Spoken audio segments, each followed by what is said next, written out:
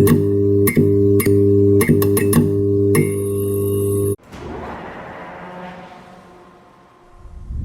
right, so we got the chat function. It looks like it's working. I can see several messages have come through. So just a few notes before we dive in. So there's a Q&A box. So you can use that, or you can use a chat function. Chat function is probably easier. So if you do have questions as we go throughout this evening here, feel free to just type your question in. I'll probably pause during this webinar and answer some of those questions, and then at the end I'll definitely have some time for Q&A. This is going to be fun. This shouldn't be a heavy topic. It's an important topic, but we're gonna have fun, and hopefully my 1-year-old and 3-year-old that are in the room next door to my office here are not too loud and wild. So let's see, we got a couple more people jumping on. Alex, welcome. William, welcome. Thanks for joining me. What else? So I would just ask tonight to try to be as present as possible. I know it's the end of the day, and some of you probably are heading home to the kids and stuff, or maybe you're working from home and have kids all around you like I do. So just try to be here. Try to be as present as possible so that you don't miss it, because there's some nuanced stuff that I think it's important to catch. Looks like we got a few more people jumping on, but where are we at? 4:33. All right, we'll go ahead and dive in, and I think a few more people probably will join here. So just a quick intro. I'm Kirby Atwell. I'm the host of Living Off Rentals podcast. We also have a YouTube channel and a Facebook group. So if you're not a part of any of those things, I would highly encourage you to be a part of those and join the community and dive into some of that content there. There's a ton of free content. We put out a podcast and a video on a different rental investing related topic every week. So let's see, you got a couple questions come in. All right, great. So tonight's topic, financial freedom through rental cash flow. So I'm excited to share this. I'll jump right in here. So the agenda for tonight, there's really only two things that I think are really important to go over. This is something I shared at a real estate investors meeting a couple different times before the pandemic, before the lockdown, and it was really well received. I got some great feedback. And so these two things are, I think, really important, really instrumental in achieving financial freedom. First one is understanding the definition of what it is, because I think in different circles, it can be extremely confusing. You can hear that term financial freedom and you can visualize everything from, making enough to buy groceries and get by, all the way up to owning a private jet. What does financial freedom really mean? And so we're going to define that for the purposes tonight. And then we're going to talk about the 8 steps to becoming a financially free millionaire in 3 to 5 years. And I know that's kind of a bold statement there. There's a lot of different ways to go about this. So I don't want to, make it seem like I am saying this is the only way to do it, but these 8 steps are based on some hard lessons learned over the last decade of real estate investing and the way I've gone about it. So I'm going to go through those as the second part of this agenda. All right, so let's get started here. So financial freedom. So for tonight, the definition that we're going to use for financial freedom is just that your investments out-earn your cost of living. So whatever that means to you. And the thing that I love about real estate investing is that there's a million different ways to do it. And the thing that sucks about real estate investing is there's a million different ways to do it, right? There's not a right way and wrong way. So it makes it challenging because, you'll listen to the podcast that we put out and you'll hear all these incredible guests that we have on that will share their story of the way they did it. And it's totally different, or they have a different philosophy. So it's different for everyone, but the financial freedom definition that we're going to use tonight for this webinar is that your investments out-earn your cost of living. All right, so if the definition is simple, that your investments out-earn your cost of living, if you stop and think about it right now, how many people in your life do you know that meet this definition, that they can survive solely from their investments? And for our purposes tonight, we're going to talk about those investments being rental properties. So how many people do you know that really they just have to maintain their portfolio of rentals and that's enough to pay their bills? And it's probably not too many. I don't know that many that this is the case for. And so why is this so elusive? We can talk about the 8 steps to get there. The steps aren't super complicated, but why is it so elusive for people? So I have a few reasons why. First off, I think people are just stuck on the treadmill of life. There's a guy who I recently heard on a podcast who was talking about, that you have a thermostat for success and that you stay within that comfortable thermostat. So you're going to do what you've always done because that's what you know. That's what makes sense to you. And so it's hard for you to conceptualize that there's a better way. So most people are going to their 9 to 5 and that's what they stay doing throughout their working life because that's what they know. They're stuck on that treadmill.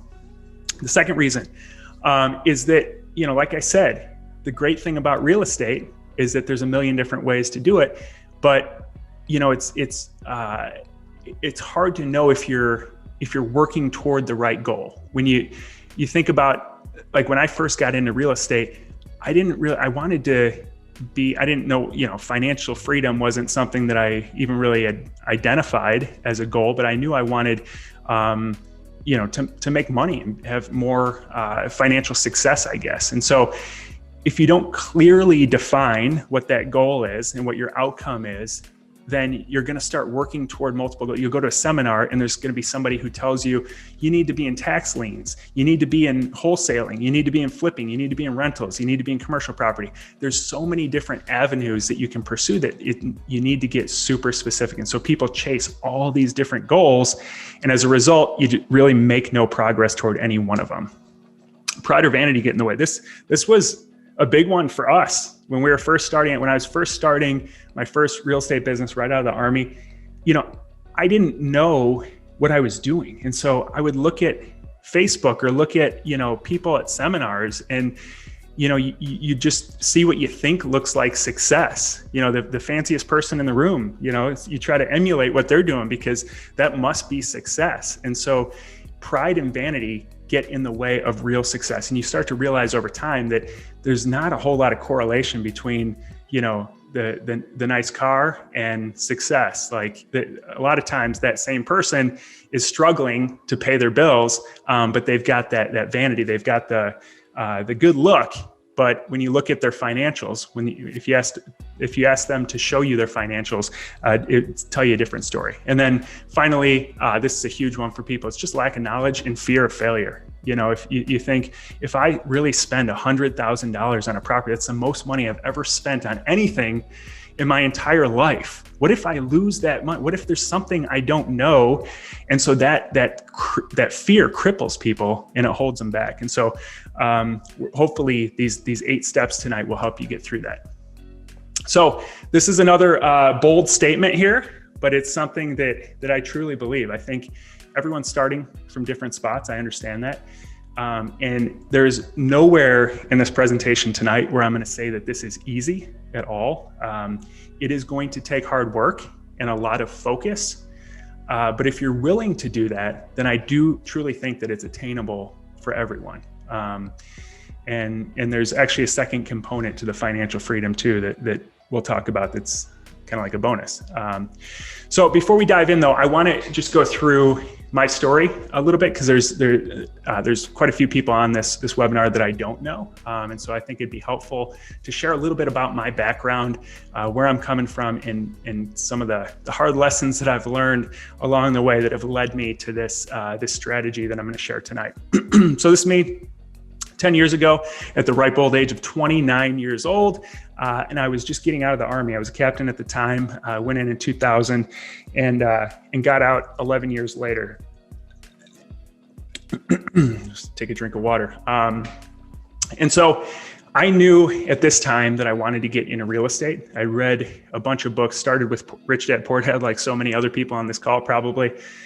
And that grew into other books. And I bought a few rental properties while I was in the Army. And then in 2011, I got out and I wanted to dive in full steam. I knew real estate investing was what I'm going to do the rest of my life, regardless of other things that I'll do as well. But I knew this was going to be an avenue that I want to continue to pursue. So got out a year later, or less than a year later, really, right after I got out. I partnered with two friends of mine. I'd grown up with John and he married Janelle, and the three of us partnered up, and we were both pretty new to real estate investing, and we decided to start our first company. And the idea behind this was just that it was going to be a flipping company. You know, we didn't know rental, we didn't know the different strategies.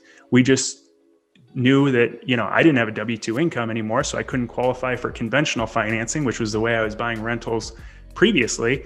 So we decided we're just going to flip properties. And so we partnered up, started putting in offers, and right at the beginning of 2012, so almost exactly 9 years ago, we got our first deal. So this is it in Tinley Park, Illinois. So those of you that are from Illinois, you probably know Tinley Park, south suburb. And this was our first deal. And, you know, back then, this was 9 years ago. And for those of you who are new to real estate investing, it's probably hard to even wrap your mind around this in this environment. But there was, I mean, the MLS was just overloaded with properties. So this property was listed for $150. We put an offer for $110, and the seller countered, and then they came back before we could even counter again. They came back and just said, we're removing the counter. We just want to sell.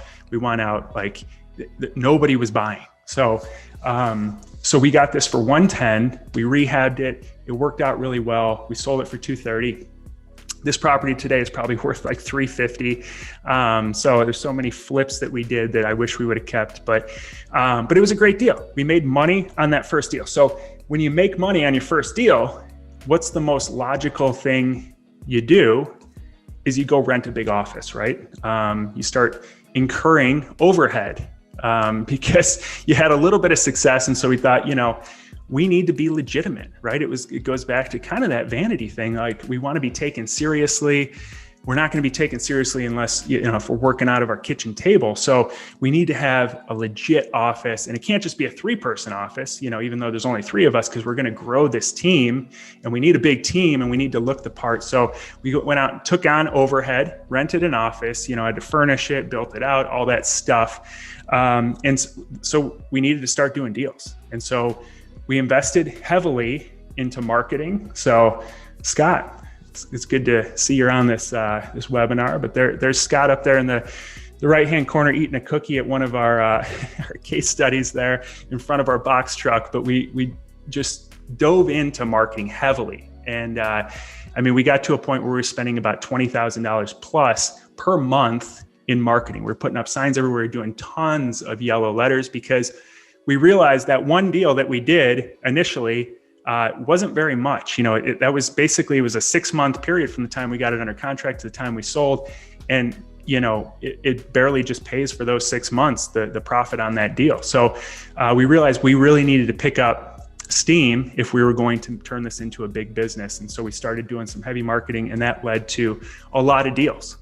So we started with the 1, then we started doing 2 at a time, then 3, 4 at a time. And eventually we got to a point in 2015, 2016, where I was looking at our spreadsheet and we had 22 different flips going at the same time, you know, and they're all labeled with, you know, under contract to buy. Some were under rehab at the time, or most were under rehab, and then some were on the back end to sell.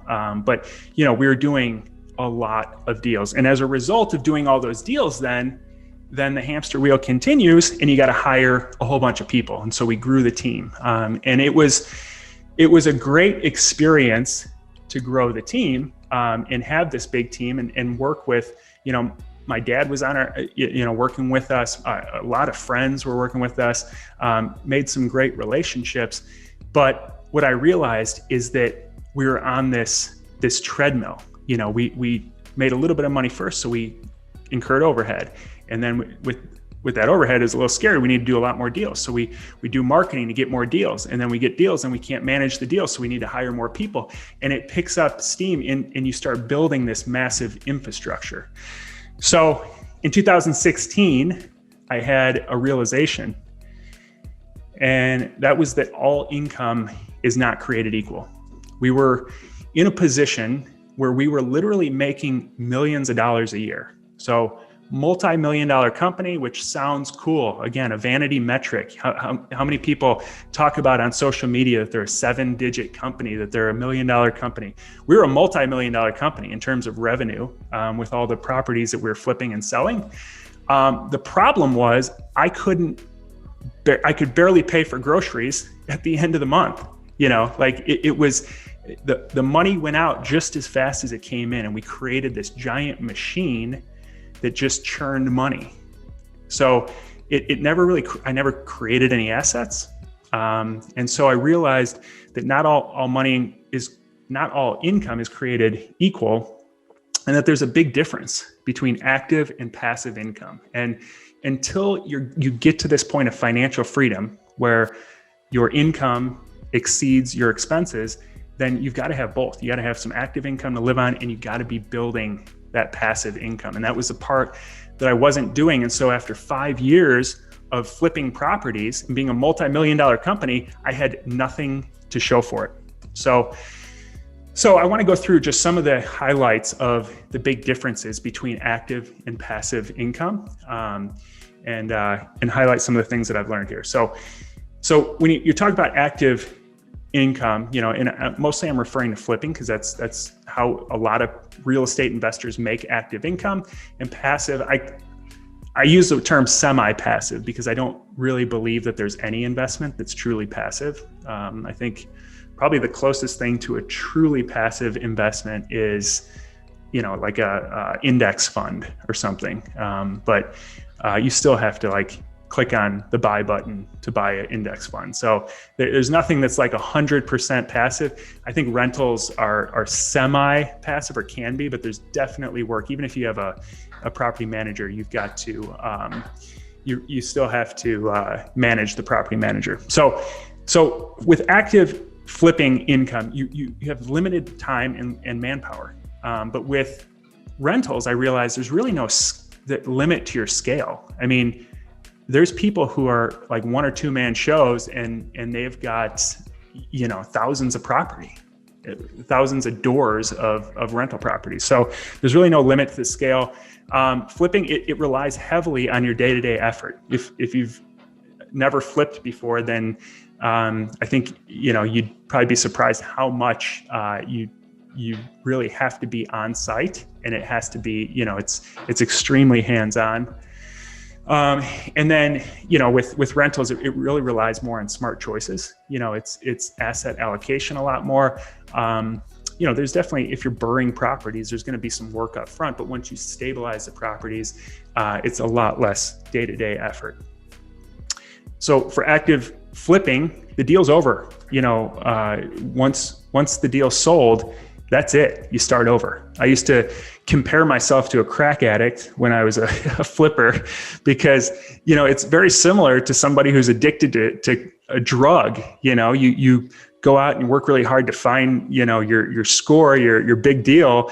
And then you sell it, you feel good for a few minutes after you sell it and make some money. And then immediately you're like, oh no, I've got this money burning a hole in my pocket. I got to put it to use. I got to find another deal right away. And that's how it constantly is with flipping. But with rentals, it's a cumulative benefit over time. So the deal's never really over. It just keeps paying you and paying you. And obviously you can sell it at some point, but for the most part, you're going to hold these long term. And then, like I said, the support infrastructure is much larger. And this is something that I don't think is intuitive when you're looking at the two businesses. But as we did more and more deals, we needed a lot of project managers. We needed to be on site more. It's just extremely hands-on. If you can try to think of one national flipping company that you know of that's doing this at scale, and they're doing it successfully, and they're not making their money from seminars. They're not making their money from wholesaling. They're truly flipping all the deals that they do. I can't think of any that are fully doing this at scale, that are just doing flipping, because it's extremely hands-on. It's hard to systematize, because each property is going to have different variables, and so you really got to be on site. But with your rental properties, the growth is really exponential, and so you can just continue to buy, and you really don't have to grow the infrastructure that much. So because of that, I had this realization in 2016 that the flipping company is not working, and what I decided to do is start a new company with a new idea behind it. And there's some animal that is scratching on the wall outside in the snow. So I'm going to pause this real quick, and I'm going to scare it away. All right. It never fails. As soon as you go live, something happens, like an animal starts scratching on your wall. So, all right. So started Green Vet Homes, and it was a super simple idea, really. It was not like a super complex business, but I had taken the lessons that I learned from the previous business, and there's really 3 tenets behind it. So number 1, no overhead. Like, I saw what overhead did to us and how it put you on this treadmill and made you a slave to the business. I could have worked 24/7 in our flipping company and never gotten ahead. So I decided, it's hard to not be able to pay your bills when you have no bills. So the only expenses I was going to take is after I made money and could allocate the profit to those expenses. So built it totally differently. Number 2, I was just going to do a few wholesales and flips a year to pay the bills. So those were going to come as a result of totally focusing on rentals, because inevitably when you're totally focused on rentals, you're going to have opportunities pop up that don't make sense for the rentals, but they could be a good wholesale or flip. And when you have no overhead, all you need is a few of those to pay the bills. So the whole goal behind this business was I was going to buy 24 cash flowing rentals, primarily for homeless veterans, through this VASH voucher program that I learned about, and got super, super specific about this goal. And I decided the 3 communities I was going to buy in right next to each other. I learned the rent rates. I learned everything I possibly could, and put my head down and did nothing else. I didn't focus on anything else. People were talking about, they were talking about all the different other investment opportunities, Bitcoin, all the commercial properties, all these other things. And I decided this is all I'm going to focus on. So a couple of nuanced things I wanted to mention before, Phil, definitely VASH is an awesome niche to get into. But a couple nuanced things that I noticed once I got into my rental business that I want to bring up, because I don't think these things are super intuitive. So with the flipping company, we were investing about $200,000 into a property to get a net profit of about $30,000. Once we paid all the transaction costs, paid the realtor their fee, paid the taxes, we were making about $30,000 after all of that, on a decent deal. That's what we were targeting. But I realized that with rentals, you can invest $100,000 and still make about $30,000, or accumulate $30,000 in equity, because the transaction fees were a lot lower. The time to do a rental rehab is a lot less, so your cost of money is lower. The level of rehab you're doing is a lot less, so the cost overall of the rehab is lower. You're not paying taxes on it on the back end. You're not paying a realtor to sell it, so the profit margin is actually much higher. It's sitting in equity in the property, but it's there. It's profit for you. The transaction cost. So the second tenet here is the transaction costs, and the regular income tax on the gains were so much higher on flips. Like, you would work your butt off for 6 months from the time you got a property under contract to the time you finally sold it, and go get through all the problems of a flip that inevitably come up, and then you'd finally make a little bit of a profit, and then you'd have to pay this huge tax on it after it's all said and done. But what I realized with rentals, again, minimal transaction costs, and the tax benefit, like not only are you not paying taxes, you're getting a tax benefit from it. It actually probably is helping you on your regular income taxes. So huge benefit there. With the flip, this is a nuance that unless you've ever lived off of flipping, that you wouldn't recognize.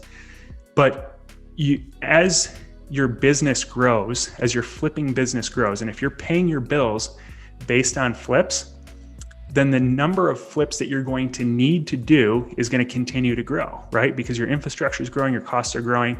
So it starts off with, yeah, I just need one flip here and there. And eventually it gets to a point, like for us, we needed 4 deals a month, 4 new deals, flips a month to pay our bills. And so your anxiety level goes way up. And also the deals that you're willing to take on get worse and worse because you have to do more deals. It's not a choice. You can't just say, well, we're going to skip that one, skip this one.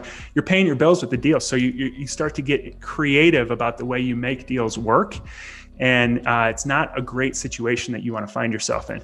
But with rentals, it actually works the opposite way because it's cumulative. So again, you're making $400 to $500 per property. Each deal requires you to buy less and less deals because you've got more and more ability to sustain yourself. So it becomes, it's almost like the opposite effect takes place. And then this is a final one that I don't think people understand the difference between flipping and rental. When you flip, like if you've ever flipped before, you know that a $10,000 mistake is easy to do. You can not recognize that there's water coming in the basement till halfway through, and then you got to buy drain tile. The city can come out and they can say whatever they want, especially if you live in Illinois. The government can tell you that you have to tear down the house and rebuild it if they want, and you have to do it. Termites, anything that you just don't expect that can pop up, and it can cost you 10 grand. It's easy to drop 10 grand. If you lose 10 grand on a flip that you're relying on to pay your bills, that's gone. It's gone forever. It's coming out of your bottom line. That's just gone. If you make that same $10,000 mistake on a rental, most of the time you're using cash or private money to buy and rehab that property, and then you're going to refinance it into a 30-year loan, right? Those are pretty common these days, 30-year loans on rental property. And right now, $10,000 financed over 30 years at 4.5% is almost exactly $50 a month. So you got a property you're planning on making $450 a month. You made a $10,000 mistake, and now you're going to make $400 a month. And by the way, you're going to hold it, and properties tend to increase in value over time. You get a tax benefit on that $10,000. You can depreciate that extra $10,000 over time. There's all these benefits. You can make up for it much easier. It's much more forgiving. You probably wouldn't even notice, really. You deduct $10,000 from your balance sheet, your net worth statement, and that's it. But if you needed that $10,000 in a flip to pay your bills, it's a different story. So these are just kind of nuanced things that I think are important to recognize because they're not created equal. So 2016 to 2019, like I said, I just put my head down, started buying. So here's some of the properties that we did. Mark Wilton, you'll probably recognize this one up here. This was a beauty. Man, that was one of the first ones we did. It was a condo that we did, turned it into a rehab, but the lady was locked out of the condo by the health department because it was so nasty. And the contractor's throwing up walking into the property because it smelled so bad. But we got it turned around, and the picture on the right is the after, and Mark helped me out with that. But from 2016 to 2019, I accumulated 16 single family rental properties. And so after accumulating these, what I realized is every month they were paying me $24,224 of gross income. When I added up all the rents, that's what I was making. And so on average, then they were each creating about $1,500 per home. And what I really targeted the ugly properties because I wanted to force this appreciation. And so I had approximately $40,000 in equity per property. And so that's what I'd buy it ugly, rehab it, refinance it, and the appraised value would be $40,000 higher than what I had into it. And so I created during that time about $640,000 of net worth of wealth just from doing those 16 properties, in addition to the $24,000 per month that they were paying me. That's pretty significant, because I would compare that to if I had done 16 flips, I would have $0 to show for it. That 640 was money that was truly created that I could tap into if I needed to. And then the other benefits that I didn't even think about when I first started this strategy was that my time was going to be so much freer, because I was doing a few projects at a time, but it really wasn't all consuming. And so I had the opportunity to join Bunker Labs, which is a nonprofit. They asked me to come on as the COO, and it's a nonprofit I'm passionate about. So I was able to join that organization that helps vets start businesses as the COO, which if I was still flipping, there was absolutely no way I would have had the time to do that. And then also we were able to move from the house that we were living in before to our ideal house here in Northwest Indiana. And we created an Airbnb in the basement here, a separate apartment. And we never would have had the financial wherewithal to be approved for that type of financing, or the down payment and all the other stuff that we needed had I been in the flipping company. I was just trying to pay the bills, let alone move to our ideal property personally. And then also I came across 11-unit apartment building in Indianapolis that needed a full rehab. And I had the ability to take that on as well, which I wouldn't have been able to do if I was fully focused on flips, which would be all consuming. So at the end of 2019, I had, my goal was to accumulate 24 properties. I ended up having 27 units, with the 11 unit and the 16 single family homes. And it didn't even seem like it was a massive lift to do that. I was doing it kind of part-time. So then from 2019 to 2021, totally shifted our focus. We got out here to Northwest Indiana and realized that we love this area. We wanted to focus on short-term rentals. The old VASH model that I was doing in Illinois didn't really work here. And so I changed because I wanted to build a business around lifestyle. And so my goal now is less deals, but better deals. I don't want to manage 100 properties. I'd rather have a lot less, I'd rather have 10 properties that produce the income of 100 properties, because they're just really, really solid deals. And then, so I sold off almost all the long-term rentals. I've got like 2 or 3 left in Illinois that I'm selling. I started accumulating local Airbnbs. They're all within walking distance practically of each other. And it's so much easier and so much more enjoyable for me to manage.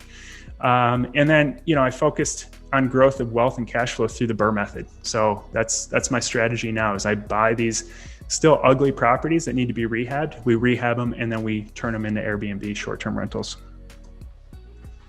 All right, so I'm going to pause there, because that is a lot of me talking. I think the animal stopped scratching through my wall here at my office. So that's awesome. And I'm going to check and see if there's any questions at this point.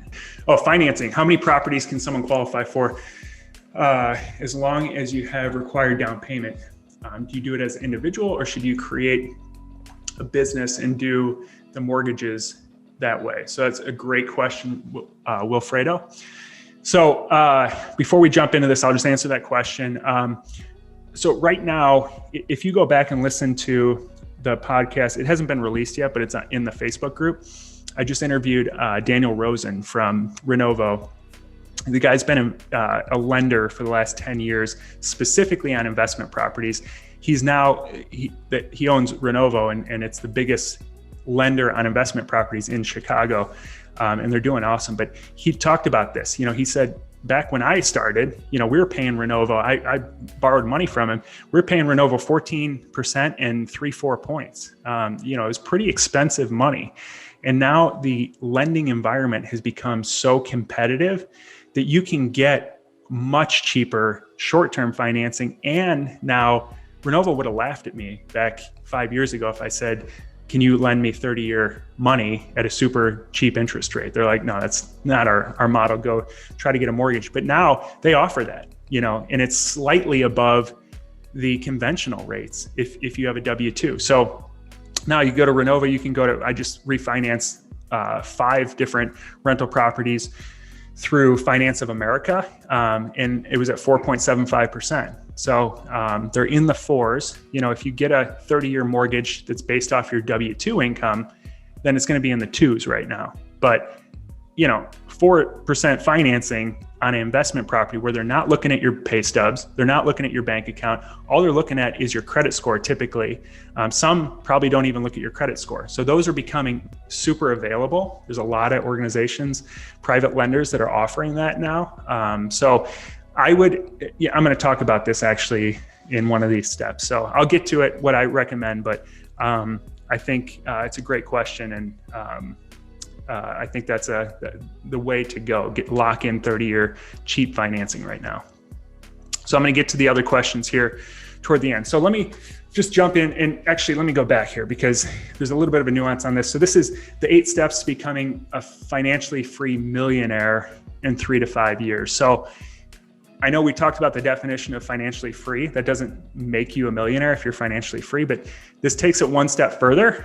And if you follow this model here, these 8 steps, then you'll end up not only being financially free, but also a millionaire at the end of it, which, sounds very glitzy and stuff, but it just means you have $1 million of equity created in your rental properties. So let's dive in. So the first step, this really doesn't have anything to do with rental properties, but it is the first step, and it's overlooked heavily. And the significance of what this will do for the rest of the 7 steps is massive. So if you can get super frugal and lower your overhead, lower your expenses, use a monthly budget. When we were flipping properties, we had no budget. I didn't know day to day what money was coming in and what money was going out. Our budget was, we're going to hustle hard. And that was it. But I could have hustled 24/7, like I said, and never got ahead of this thing. So you have to have a budget. You have to know what your active income is going to be so that you can offset your expenses and make smart choices against that. And then you can start accumulating assets. But if you don't have a budget and you don't know what's coming in and what's going out month to month, you're always going to struggle to make any decisions because you don't know if it's a smart decision financially. And the second part of this is to handle the biggest impacts first. So don't cut out the coffee every day because it's going to save you $5, and in 50 years that adds up to $10,000. Cut out your cost of housing, which sounds crazy. How can you cut out your cost of housing? Well, you can buy a cheaper house, or what I did, or what I talked about in this video. A buddy of mine, Nick, down in Indianapolis, if you go and watch this video, it's called Short-Term versus Long-Term Rentals. It's on the Living Off Rentals YouTube channel. I go through step by step exactly how he not only eliminated his cost of housing, but he gets paid to live in his house. He lives in a house that he fully rehabbed, and that line item on his budget for an expense is actually positive because somebody's paying him to live there. So he has no cost of living and he's getting paid to live there. And it's because he bought a house with an extra house, a small house on the back that's a perfect Airbnb. And it's not like anything special. It's just a suburb of Indianapolis, and he makes killer income from that. And so he has no cost of housing. Do you know what I mean? You can try to save on lattes, but instead of having a $2,000 expense for housing every month, if you can turn that into a positive number, within a few years, that's a massive amount of money. And what it does to get you closer to financial freedom is massive. It shaves off years and years of your working life. So housing's a big one. Vehicles are crazy what people have in terms of payments on vehicles and eliminating debt. So when I started this model, I really focused on eliminating all overhead so that it would be much simpler to get to this place of financial freedom. And so that's the first step, talks about expenses. The second step talks about the other side of the equation, right? The revenue side and the income side. So, we've all heard of this 1% rule, I think. or most people I think who are involved in investing have heard of this. I think it was popularized by the Bigger Pockets community. So 1% just means you're going to target properties that the gross rent is 1% of the purchase price. So if you buy a $100,000 property, it needs to rent for $1,000. So I think it's a good rule of thumb for some people, and it can work. It's a good starting place. But again, let's go back to the definition of financial freedom and go back to, this is the plan, right? 8 steps to become financially free millionaire in 3 to 5 years.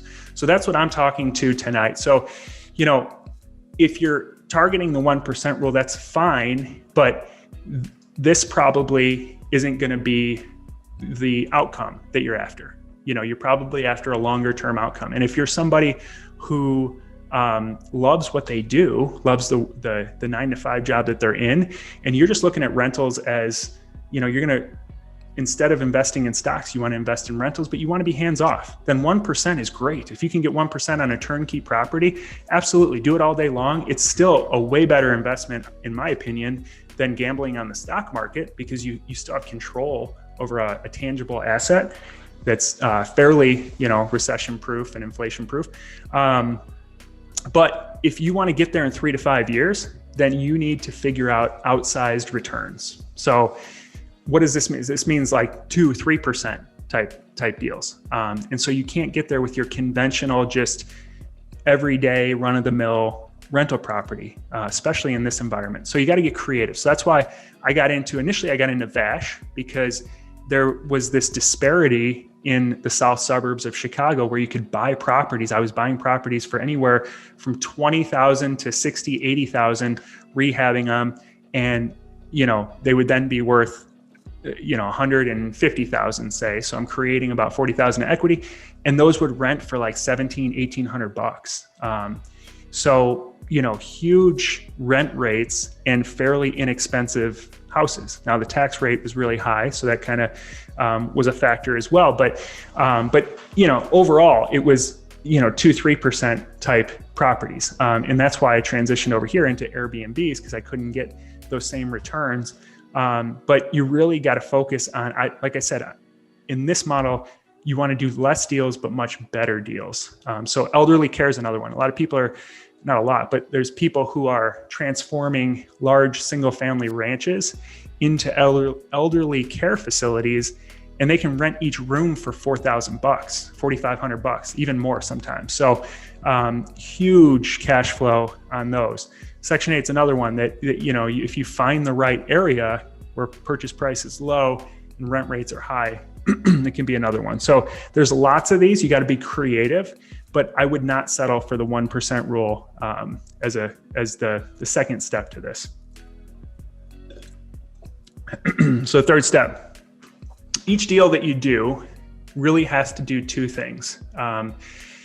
And again, going back to the definition that, if you want to be a financially free millionaire, this is in 3 to 5 years, this is what it needs to do. So number one, it's got to add several $100s of monthly cash flow to your bottom line. I don't think you can get there. Again, if it's a 1% rule, you're probably going to have $100 of cash flow, maybe 200. But what I was targeting is 400 to 500. And now it's substantially higher than that because of the Airbnb, the short-term rental model. It's a lot more hands-on, but it's much higher than that. So this is how I calculate the cash flow. This is how I would target deals. So I would look at the gross income, and then I'd subtract my debt payment, which, in lending terms, that's PITI, which is your principal, interest, taxes, and insurance. So your whole payment. Then you subtract out 10% for vacancy, which is just a set aside because you're not going to have 100% occupancy, most likely. And then what I would subtract is 20% for maintenance and CapEx. And that number is variable. You can, it can change based on, your different circumstances. So, if you've got a property manager in place, then right there, you're probably going to pay 8% or so to a property manager. If you just rehab the property, maybe it's a little bit less that you want to set aside because, you might not have as much CapEx. So So you can play with it, but that's the equation. And if at the end of doing that calculation, you have 400 to 500 in net cash flow, then that's a great property. And then the second thing, and this speaks to the second part of the goal to be a financially free millionaire, is that it needs to add a significant amount of equity to your net worth. So again, you can buy turnkey properties that cash flow a lot and get to financial freedom. I personally don't feel comfortable with that, because if I get to financial freedom, then the goal probably is to leave my job.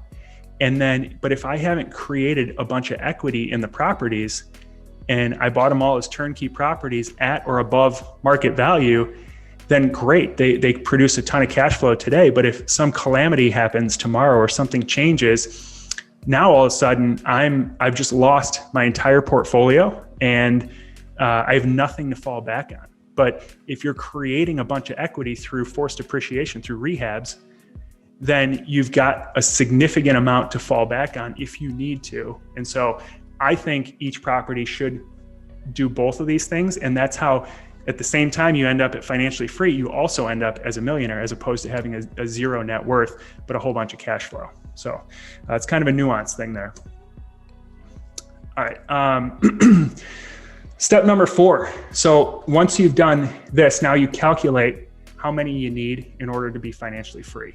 So you've identified the type of property that you want. It's got to do those two things. And so you've identified it's got to produce X amount, whatever that number is for you. If you say, I want it to produce $400 or $500 of cash flow and X amount of equity, you can easily do a calculation and get super specific. And this is what most people don't do, this step here. They'll say, I'm just going to go buy rentals because eventually they're going to make me rich, right? And so you don't get specific and you're all over the place and chasing all these different goals.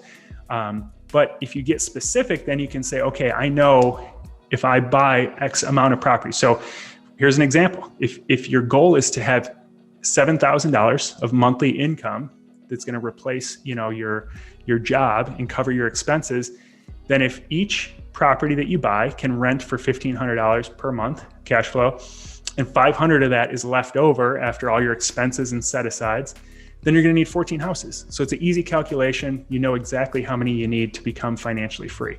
Now, the bottom example there speaks to the net worth side of things. So like I talked about before, if you're building in $40,000 of equity into each house, then you know that you're going to need 25 houses to become a millionaire. So if you want to do both at the same time, then you need to figure out how much equity you need to create in the properties to get to that place of being a millionaire at the same time as becoming financially free. So if we go back, so the first example is you need 14 houses. So let's say we want to 14 houses to become a millionaire, then you've got to create $80,000 of equity in each rental. And some people are probably saying that's impossible, that's crazy. You can do that if you get creative. If you're buying like Airbnbs, for example, if you buy in the right area, it can cash flow really well, and you can buy some ugly properties that are worth significantly more when you rehab them. People are flipping all the time, making $80,000. So you can do it. You just have to decide what's acceptable to you, because you're only going to go up to the threshold that's acceptable. If you say, I'm going to buy properties that will create $40,000 of equity, you're never going to buy, for the most part, you're never going to buy at $80,000, a property that creates $80,000, because you're going to put your offers in based on creating $40,000. So if you say $80,000 is my threshold, well, you're going to get a lot less deals, but your offers are going to be based on that. So you need to get super specific here. Step number 5. So this is where we get into like taking action, and this is the challenge, I think, for many people. It's, you go to the RIAs, you learn all the previous steps, you're really excited about it, but you start focusing on all the wrong things. Like, it's like the next step is I got to create my website, and then I got to get cards, and then I got to form my LLC, and then don't worry about any of that. If you have a website before you've done your first deal, I would say, you're probably not on this track to becoming a financially free millionaire, because you need to just focus on getting that first deal. So once I decided that this was the route I was going to take, I got hyper focused, putting my head down and finding that first deal. And I found it through a bandit sign. And I found a lot of my first deals through these 4 avenues. This is where I got most of my deals, actually. And so number 1, bandit signs is a great way to find off-market deals. People who call you from bandit signs are the right type of sellers. It's typically people who don't want to list their house because they're a hoarder. They've just inherited a house, they live cross country, whatever. Like there's some reason that they would like to sell it off market. And so those are the people that typically call. So I wrote a 42-page book on exactly how to do bandit signs. And I walk you through step by step. So if you have questions on, it's my favorite strategy. It's not one, to be fully transparent, it's not one that I do anymore because I don't need to necessarily. Like I have other avenues that are a little more time efficient, and they're a little more costly, and it doesn't require as much manual labor from me. But when I was first getting started, this was amazing. This was the best way because it's super cheap and it's super effective. 90-day-old listings, call the listing agent directly and talk to them. Why has it been on the market for 90 days? Solve that problem and you can get those deals. Expired listings, people get really motivated. There's probably not as many of those right now. And then Section 8 rental listings. So call any 4 rent listings and say, hey, especially Section 8, a lot of times people aren't prepared to manage Section 8 properties, and they want to get rid of those properties. So if you get super motivated about finding that first deal and fully focus, put your head down and focus on this, then you're going to start getting deals under contract and start being able to do them.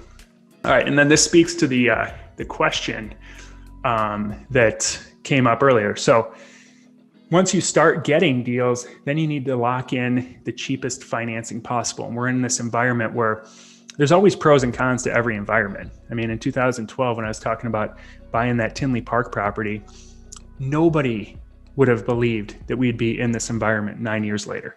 People would have said, you're absolutely insane that we could ever be back to this. I mean, this is like a more competitive environment than 2006, 2007. And it was just 9 years ago that people were giving away properties. I mean, we were buying them at massive reduction in price from the MLS. So it's going to ebb and flow. So take advantage of the environment that you're in. And the environment that we're in right now is that financing is super cheap. And so lock in cheapest financing you possibly can to increase your cash flow and get you that much closer to this financial freedom. So number 1, obviously, if you have the cash, that's going to be your cheapest option. You're not going to have any expense to that deal if you're purchasing it with cash.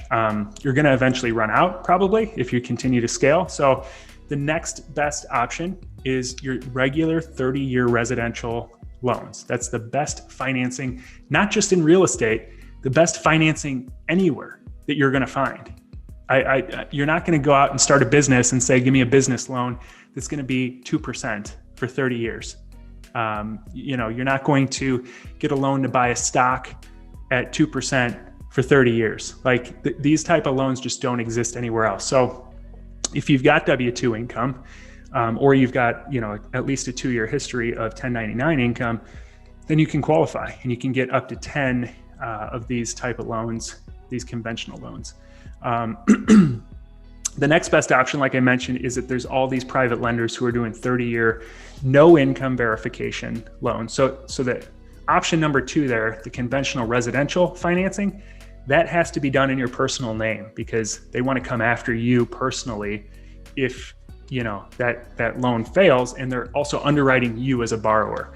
For option number 3, the 30-year no income verification, they're not going to look at your bank account. They're not going to look at your income. They probably want to look at your credit score just to make sure that you don't have a bunch of bankruptcies. But that is totally based on the deal. So they're going to look at what it rents for, what it appraises for, and they're going to lend probably 75, 80% of that value based on that. And then the 4th option is the more expensive option, private or hard money. And it's going to be more expensive, but eventually, I still think it's worth it to buy if it's a great rental property, buy it with expensive money, and then as soon as you can, refinance it into these long-term loans. But for the most part, they're available to get. So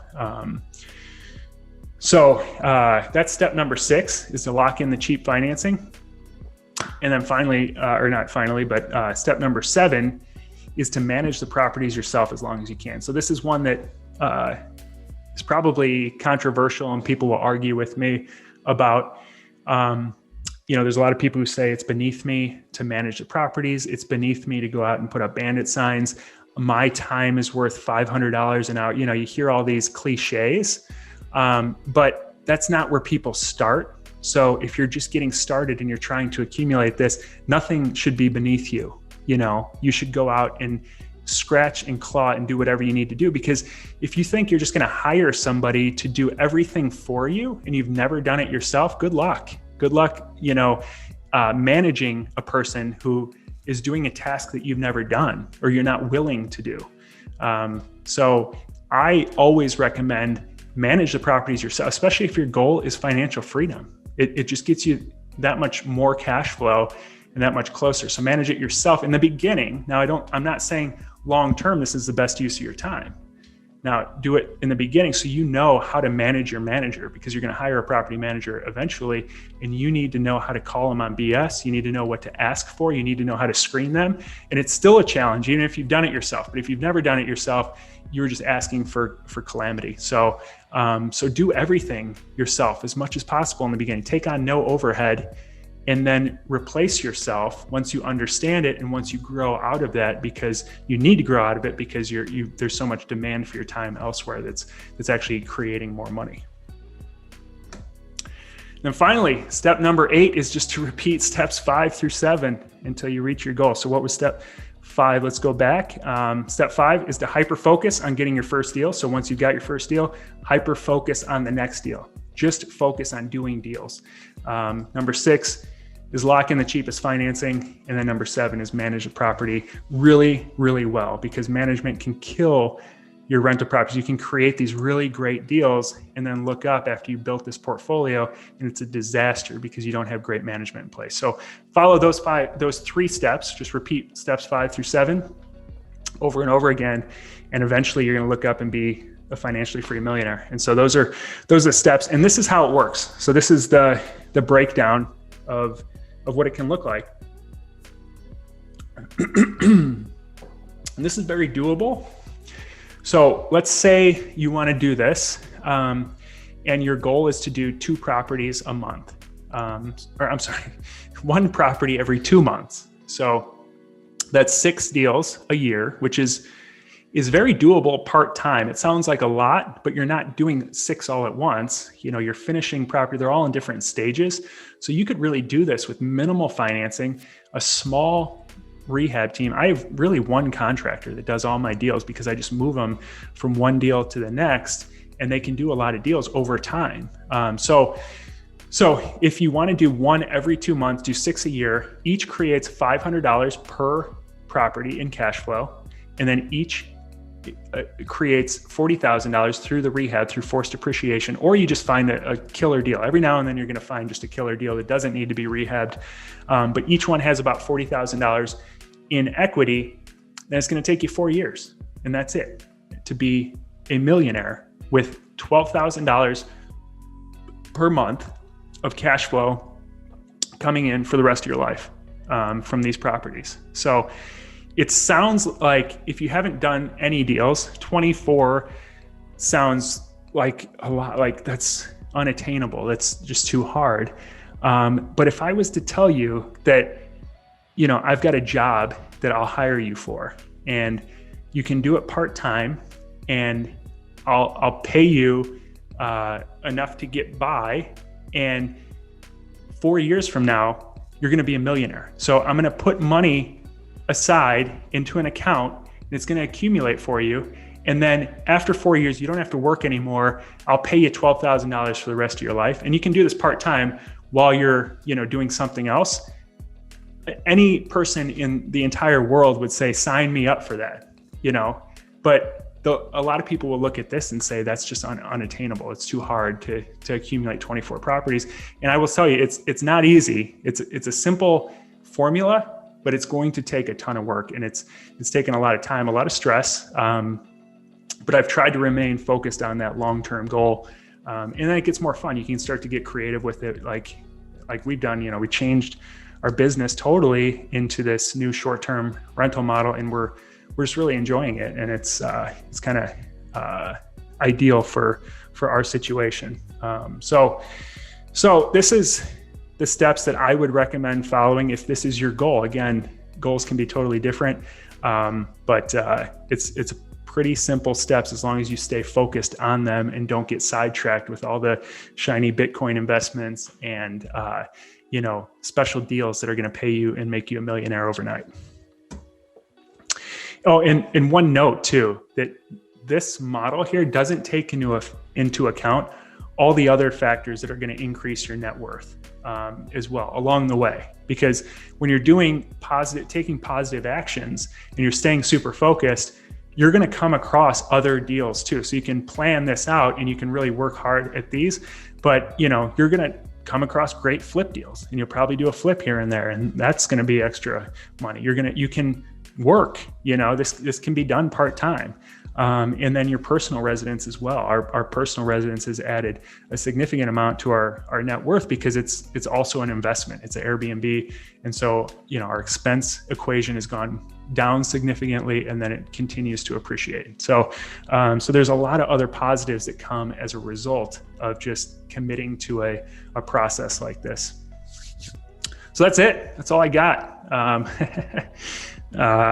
So I can see a lot of questions have accumulated here. And so I'm happy to stick around and answer questions. A few people actually sent me questions in advance too, which was awesome because it helps me. I create videos weekly on different topics. And so when I get questions that are really good, a lot of times I'll just create a video on it because other people have that question too. So let me just go up and go through some of these. So Reed, I appreciate it. Airbnb scares me. Seems like the greatest risk if you miss the mark, meaning demand, occupancy, party problems. So I think the question is, is it a higher level risk than long-term rentals? It can be, but I think you can actually mitigate the risk better in a short-term rental than in a long-term rental, especially if we look at the environment right now, right? If you have a long-term rental and you have somebody that quit paying back in March, you have not collected income since March, and there's not a thing you can do about it.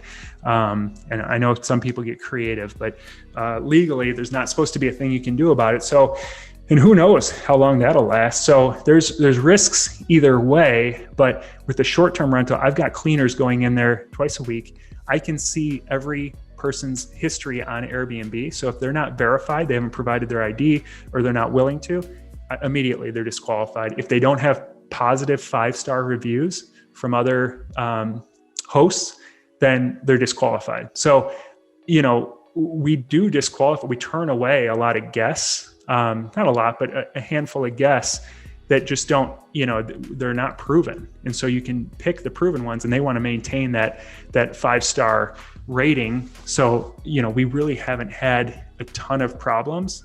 They can come up, but again, like you can kind of tell, you get this spidey sense as a host about, if there's signs that there's going to be a party or there's something shady when you're talking to people. So it can be mitigated.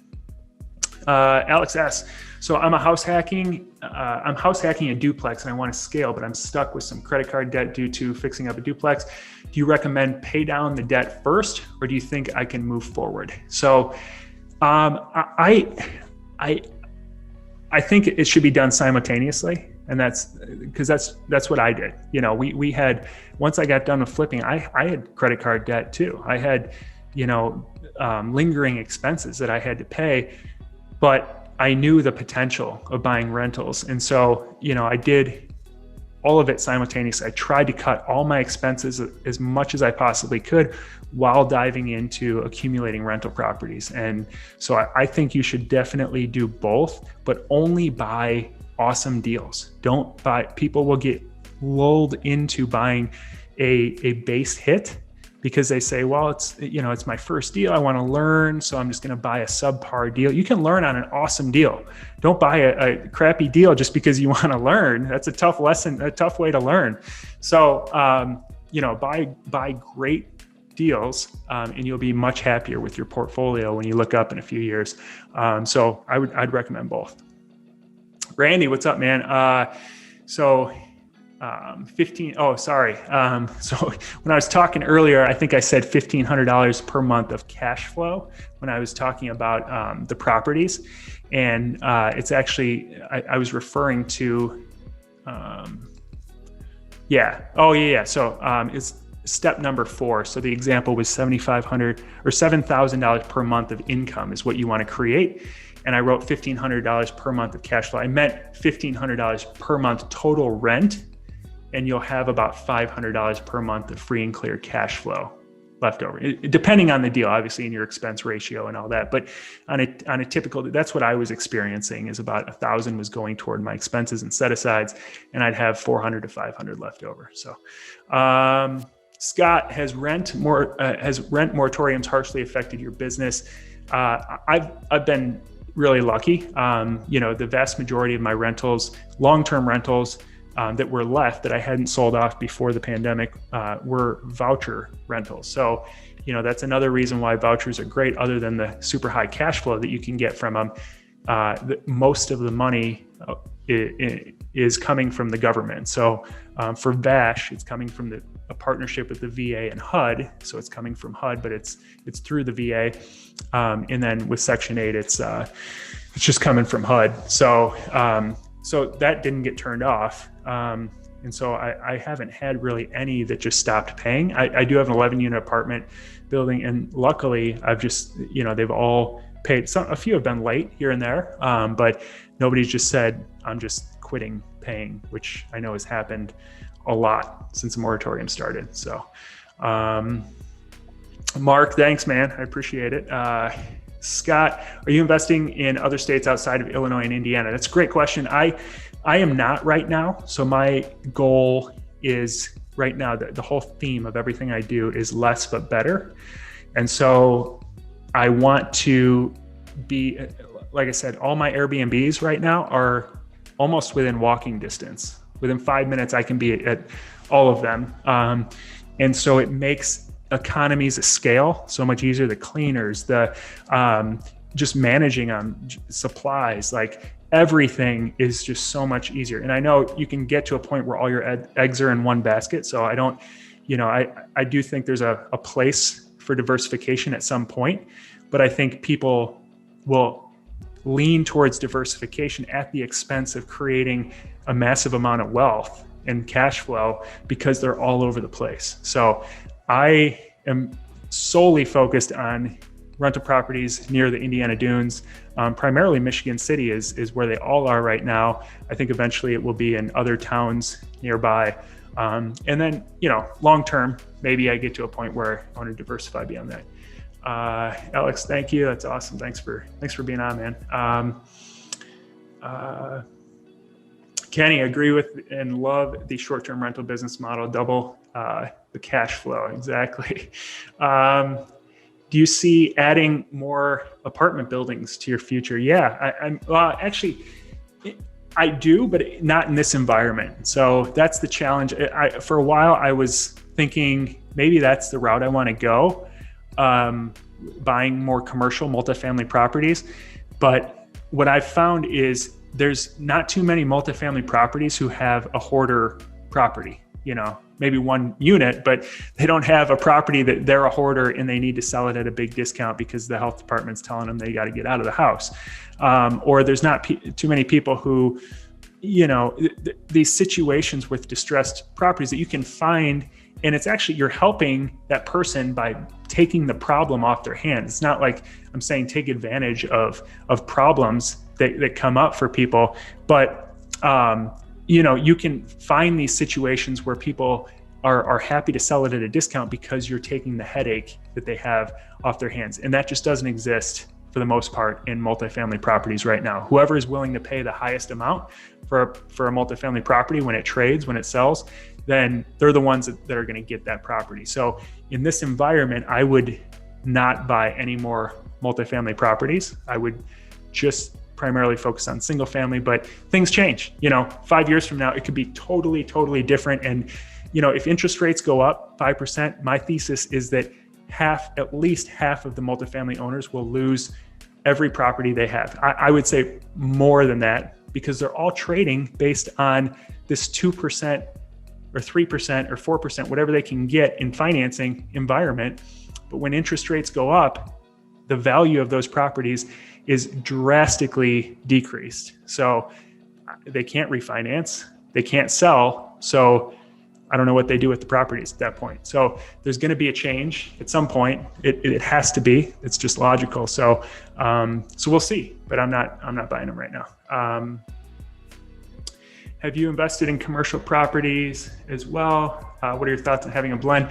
Yeah, so it's a similar question. Yes, I mean, multifamily is considered commercial. I've not done any office buildings or industrial space or anything like that. I just, again, don't there's so much benefit to being hyper focused that people just don't even realize it. The times that I've got, distracted by other deals is when I've lost money or lost the potential. There's a loss of opportunity cost that comes, and you spend a year trying to chase down a deal that's going to make you rich overnight when you could have created a massive amount of wealth through the things you were doing that you're really good at, and exploiting your competitive advantage, knowing a market super well and having economies of scale in that market. So Randy, good presentation. Thanks, man. Phil, great wisdom with the 8 steps. Have you bought any real estate with your IRA, Roth IRA, or self-directed? Yeah, great question. I love buying real estate with my IRA. We have really kind of blown up our IRA through real estate. And you can get super creative. You do have to follow the rules, and you can't have prohibited transactions. You can't benefit from it now at all. It goes from my IRA to the investment and back to my IRA. I never touch any of that money, but it is growing extremely quickly, much quicker than if I invested in a mutual fund in my IRA. And it's all growing tax-free because it's a Roth IRA. I'll never pay taxes on it. I pay taxes when I put it in, but it's just compounding tax-free. And it's a really great way to build long-term wealth. But you got to know what your goal is, and if you want to tap into your money at this point, or if you are comfortable waiting until you're 55 and a half. So Mike sent me a couple questions ahead of time, which I'm happy to answer. So how does the 3 to 5 year timeline change if you're going through a turnkey provider? Of course, we pay more for homes, but it lets us fully retire and work our ministry full time. So that's awesome. I mean, I'm not saying turnkey is bad by any means. On this particular presentation, the goal is 3 to 5 years of financial freedom and to be a millionaire. So if you're buying at market rent, or at market price, which you're typically going to get from a turnkey provider, or buying on the, off the MLS, then you're not creating any equity. You're not creating any net worth. So you could get to a place of financial freedom if you find good deals that cash flow, but you're not going to have a whole lot of equity to fall back on. But obviously you'll pay down the mortgage over time. The property will appreciate over time. So, eventually you'll create wealth for yourself. It's just a much slower process. So you have to decide what your individual goal is. Is there a beneficial way to structure an investment, LLC, et cetera? I buy everything in LLCs for the most part, unless you have to buy it in your personal name to get specific financing. But pass-through LLCs for rental properties are, in my opinion, the best way. Got a few others here. So VASH, missed what you said that was. So VASH is Veteran Assistance Supportive Housing, I think is what it stands for. You can just Google it, but it's a program that gives a voucher to a homeless veteran, and then they can use that voucher to rent a property. And it's a set amount that the VA will pay the landlord to house that homeless veteran. So it's a great great program. It does require more hands-on management. So I'm a veteran. I manage the properties myself. I had a relationship with each of the homeless veterans that lived in the properties. Very hands-on. If you just want to plug and play and collect mailbox money, don't do the VASH program, because along with homelessness comes a lot of problems, And so they're working through issues, and those issues that can be small can turn into big issues if you're not vigilant. So regular walkthroughs, regular communication. There's sort of a social component to doing that, but again, it's like Airbnb. It's more hands-on, but it can be more profitable as well. Can you cover 30-year financing options? I think I did that. Is there a type of investment or interest-bearing bank account that you can recommend where I can put funds to be used to invest in properties to earn interest and then be able to pull out with no high tax bill consequences, if any? It's a good question. I don't think in this environment, there's any area where you're going to get much interest at all. So, you can find one that's like a 0.1% higher than another one, but that's going to be like a 0.1% as opposed to 0%. There's just, interest rates are just so low that you can't put money into a bank and expect to make anything on it, or a CD, or a money market fund, or any of those that are just like super safe. So that's why I say put it into a rental property if you can. In the meantime, it's like I've got money sitting, but I'd rather have it sitting waiting for a great deal than to put it into something that's not a great deal just because money is sitting there. So another question, is today's talk available offline? I was with a client to start and want my wife to listen as well. Excellent info. Thanks, Mark. It is. It's going to be available next week. So I'm going to turn this into a video that we'll post on YouTube, and I'll post in the Facebook group. And then also it'll be the audio will be released as a podcast episode next week as well. So you can listen to it there, but I reference visuals obviously. So the video might be more beneficial. I'm going to do one more question from Mike, and I think I covered most of them here. Yeah. So I think I answered a lot of these. Okay, so last one here. Is there anyone that this would not be appropriate for? For instance, if your age, income category, retired, et cetera, this really isn't for you. Like I said in the presentation, I think it's doable for anyone, and there's really not, what's the downside to doing it? What's the downside to buying incredible properties that are tangible assets somebody has to live in? We all have to have housing. So no matter what the market conditions are, everyone's going to need a place to live. And you're buying it well below market value. You're rehabbing a bunch of equity into it, and it's paying you cash flow. Like, I don't know what investment could ever be safer, quote unquote. Like, there's always things that can happen. But that's why I created this living off rentals, because I could have created any type of community or podcast, but I truly believe, because it totally changed my life, that, I've seen it change other people's life. I believe that this is the best investment that you can possibly put your money into. I just don't, and people will argue and talk about Bitcoin and all the other, investments that could make you rich. But this actually does. Those things could, if you get lucky, but how many people time it right? How many people do you know that time it right? So this, you don't really need timing. You just do it over and over again, and you look up and your net worth's a lot higher. So, and Phil says generational wealth, you pass it to your heirs. Absolutely. It's in the tax benefits, just everything. I think it's awesome. So I don't think there's somebody that it's not for, but you got to identify your individual goals. That's the first step. That's the most important thing, is to, get super specific about the definition of what you're after and name it so that you can pursue it. So that's all I got. So hopefully you guys enjoyed this presentation. If you want to get more info on this topic, It's livingoffrentals.com. And then, the only thing I ask is that you share it with anyone that you think could benefit. I'd be super grateful if you, shared this on social, or, just sent it to a friend that could really benefit, because I think it could really change people's lives. So I'll end with that. So thanks for taking the time, and hopefully I'll see you guys soon.